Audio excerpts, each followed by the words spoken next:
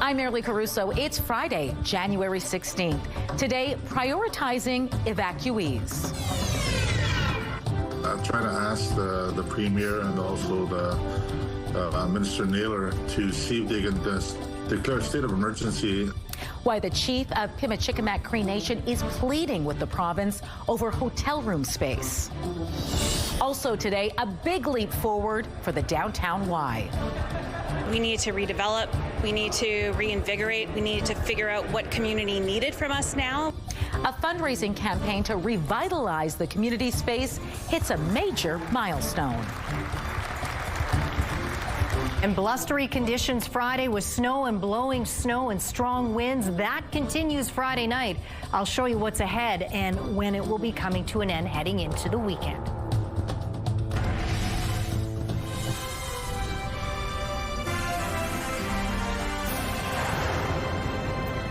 Good afternoon. Thanks for joining us. High winds and blowing snow are making for treacherous conditions out on Manitoba highways tonight. The Trans-Canada Highway from Headingley to Austin remains closed this hour. RCMP say there have been a number of multi-vehicle crashes on that stretch of highway. One involved at least 5 vehicles, including an RCMP cruiser. Mounties say an unspecified number of people are being brought to hospital, but their injuries are not believed to be serious. Southern Health says a code orange was issued for Portage District General Hospital as a result of all this. A spokesperson says that alert was canceled shortly after 2 o'clock, and all of the patients are in stable condition. They were, however, unable to say how many people were involved or the extent of their injuries. At last check, Highway 75 between Morris and the Emerson border crossing is closed, along with Highway 5 between McCreary and Oka River.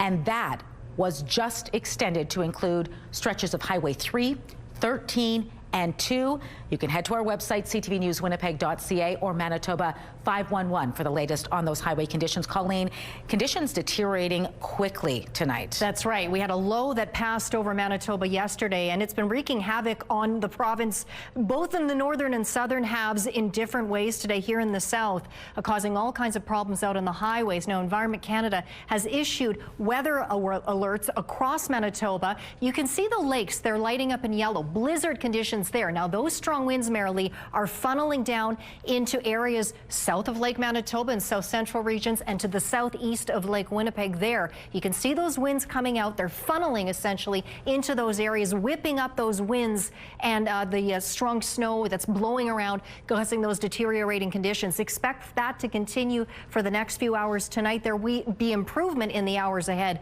but it's going to get a lot colder. I'll show you how cold coming up.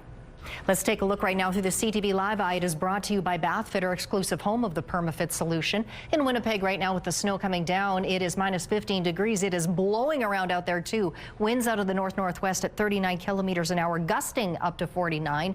It's making the wind chill feel like minus 27. It's reducing visibility. The pressure's rising and the humidity is 85%. Out in traffic, a live look at Osborne Village. Slow going there, but yes, do drive to conditions in and around the city, especially in those open areas. Thanks, Colleen. There was some concern and confusion today over accommodations in Thompson for evacuees from Pimachikamak Cree Nation. Some who were staying at hotels were told they were being relocated due to a limited availability of rooms. But the Canadian Red Cross says that was actually not the case. Joining me now to explain is CTV's John Hendricks. So, John, where did this misunderstanding come from? A notice from the Canadian Red Cross, Marilee. It stated that some Pimachikamak residents needed to pack up, check out of their hotels this morning, and then hop on a bus headed all the way to Winnipeg. What they've been told is that they have to vacate the premises because there's events that are taking place. I think one of them is a hockey tournament. And one of the things we've been trying to do is trying to ask the Premier and also the Minister Naylor to see if they can declare a state of emergency that includes Thompson to ensure that our people are prioritized for hotel rooms there. However, the Canadian Red Cross says there were errors in the notice, and it stresses that people aren't being asked to leave Thompson. The agency says there are enough hotel rooms for evacuees for the foreseeable future.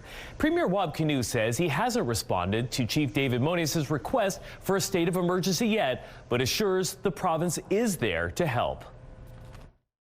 From what I understand, the hotels are going to be okay, but of course we know from the wildfire experience, we can be told one thing and then checkout time on another day, the situation can change. So I think for now, we're going to keep working with the community, making sure that we're there to troubleshoot or problem solve any issues around evacuees needing accommodations.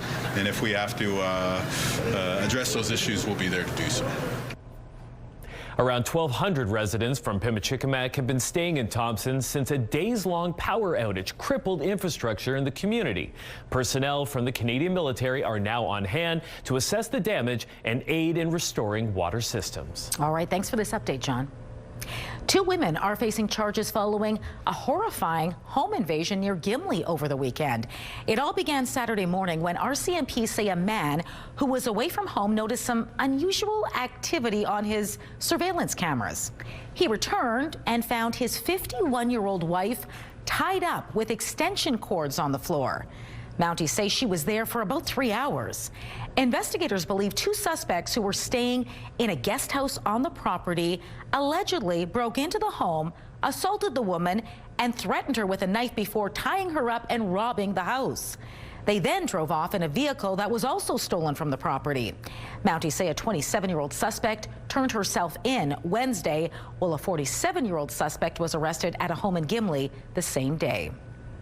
Upgrades to a stretch of the West Perimeter Highway are expected to get underway in the spring.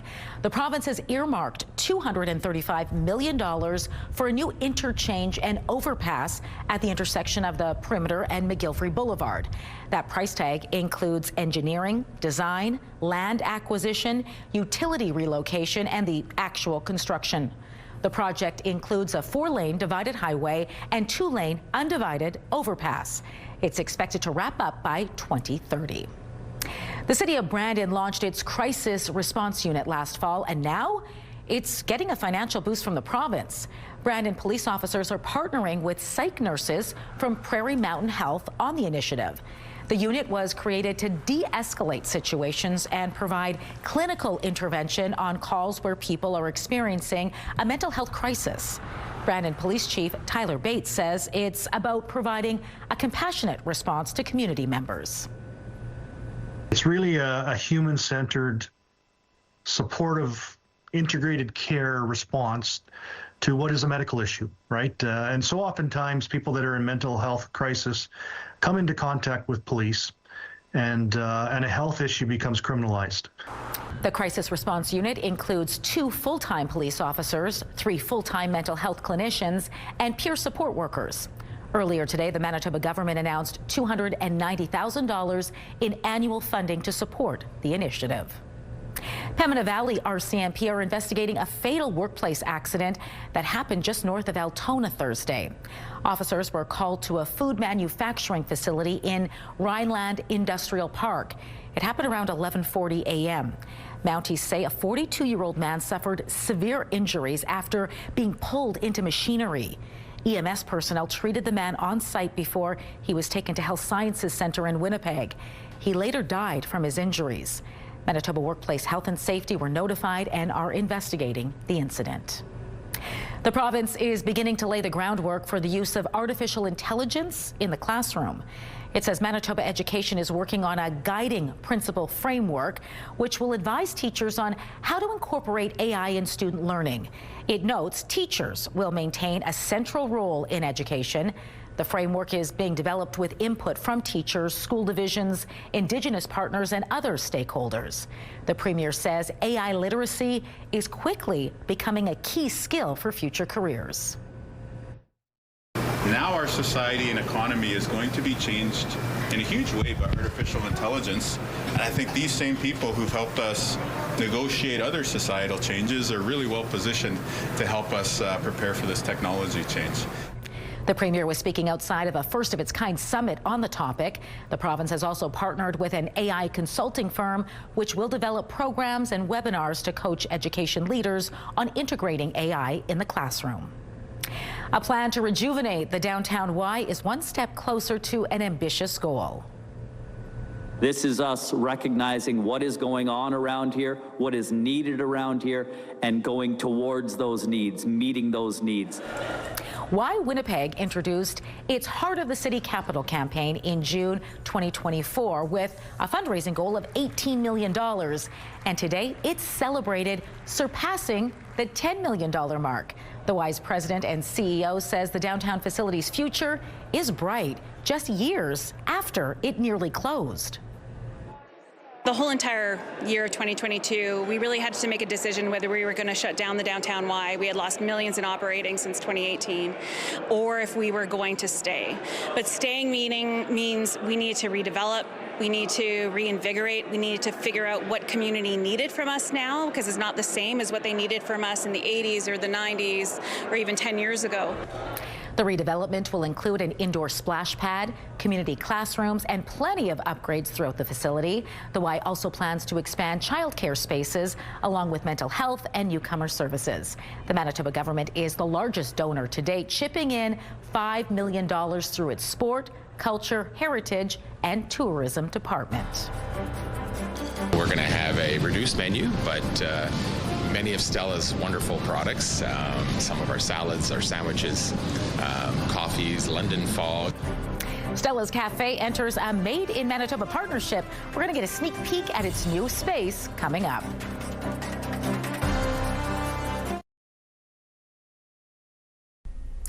Canadian housing starts were up 5.6% last year, with more new rental housing being built. There was a 58% increase year over year in the number of starts in Montreal.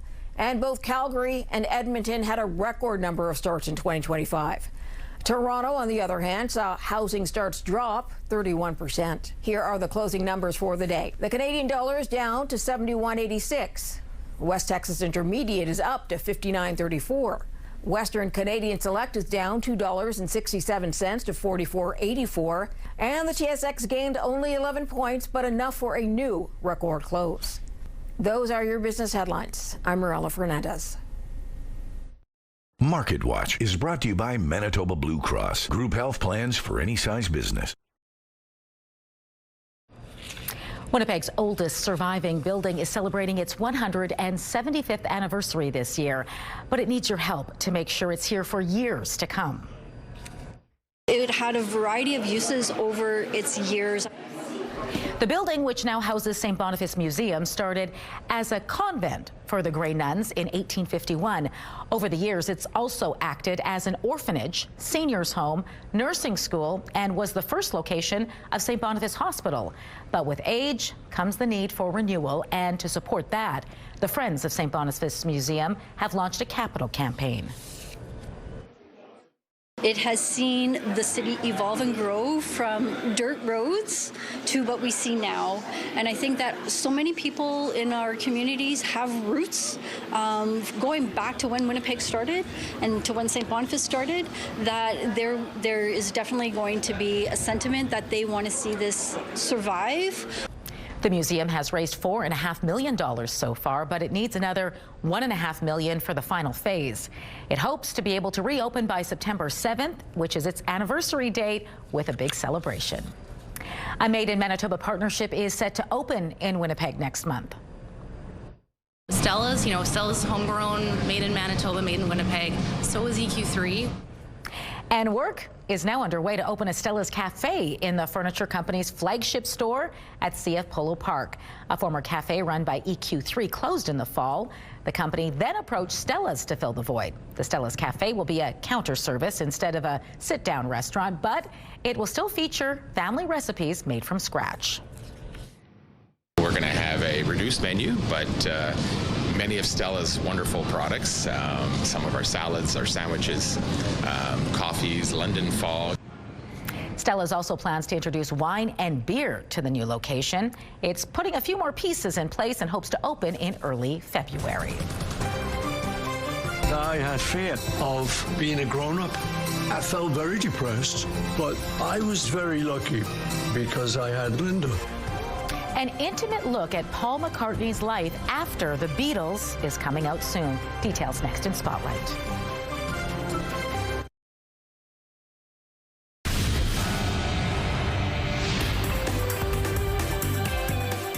Spotlight, sponsored by the Casinos of Winnipeg, presenting Jade Eagleson. Colleen Brady is back now for Spotlight, and after 4 long years, a former One Direction member is releasing some new music. That's right. Harry Styles is back, folks.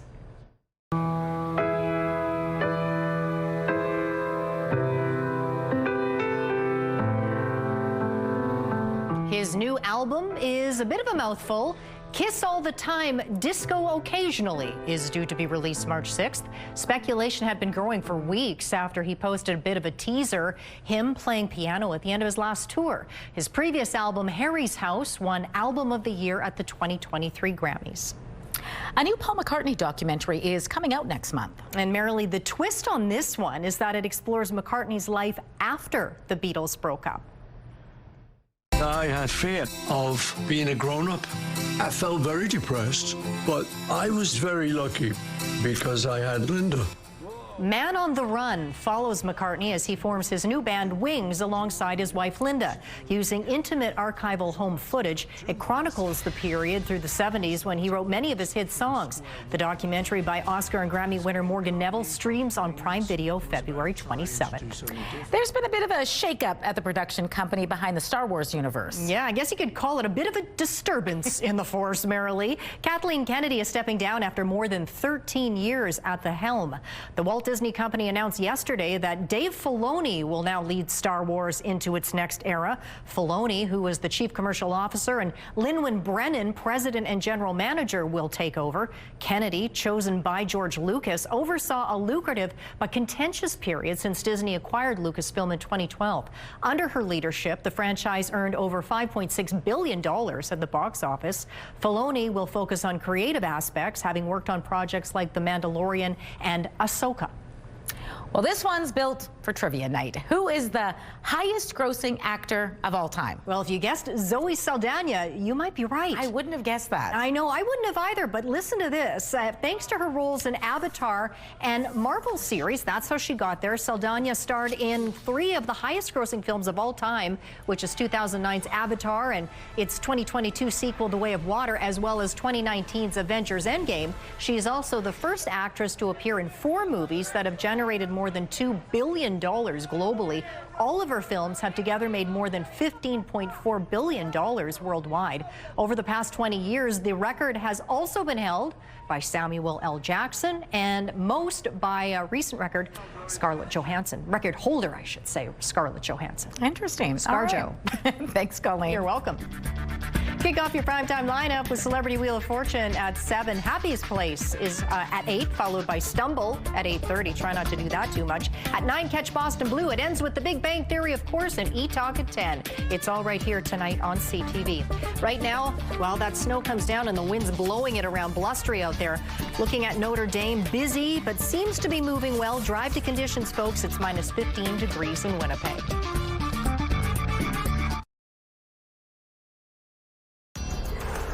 Women's clothing provided by RW & Company. Salon services provided by S&T Spa Salon.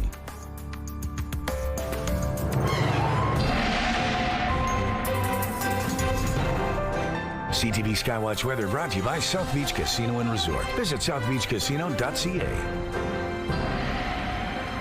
Well, we were talking about this off the top of the show. A low that crossed over Manitoba yesterday is wreaking havoc on the province tonight, not just here too, also next door in northwestern Ontario. Here's a look at the snow and light flurries that continue to come down in southern Manitoba, but you'll also notice how fast these arrows are traveling on your screen. That tells you those northwest winds are still very strong and gusting. So much so that Environment and Climate Change Canada has a number of weather alerts in effect all across the province. You can see right up to the most northern regions. Now, they're all yellow under Environment Canada's new color-coded weather alert system. Yellow by Environment Canada's measure means the impact is expected to be moderate. I'll leave that for you to decide. We have highway closures and some pretty serious road conditions out right now because of these weather conditions. We have that snow and blowing snow. Add to that the wind. That's what's blowing the snow around, of course.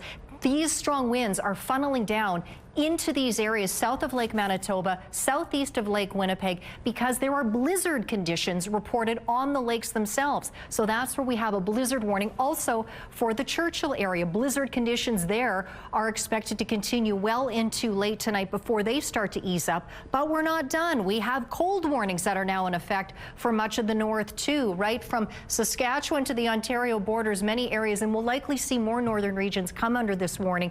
The reason why is that now that we have this low starting to move out, it's being replaced by bitterly cold Arctic air. That's been sending temperatures falling throughout the day today, primarily in the north. Northwestern Ontario there, quick look there, where snow continues to come down and blow around here as well. That will continue tonight, but also watch out for freezing drizzle adding to the mix in northwestern Ontario, but almost like a layer being pulled back. That's the effect of that Arctic high pressure building in, sending that cold Arctic air down more and more throughout the night. We will see these conditions start to improve here in the south, but not till late tonight when the winds start to improve and the snow stops falling. Meanwhile, there's more snow on the way as we get into Saturday afternoon. The next low pressure system that is going to bring snow throughout the weekend. We'll see how much it affects Winnipeg. At this point, models a little conflicted. Minimally, though, we'll likely be dealing with more blowing snow. Speaking of which, that will last for a few more hours as we drop down to -21. A high tomorrow, Saturday, of just -19 degrees.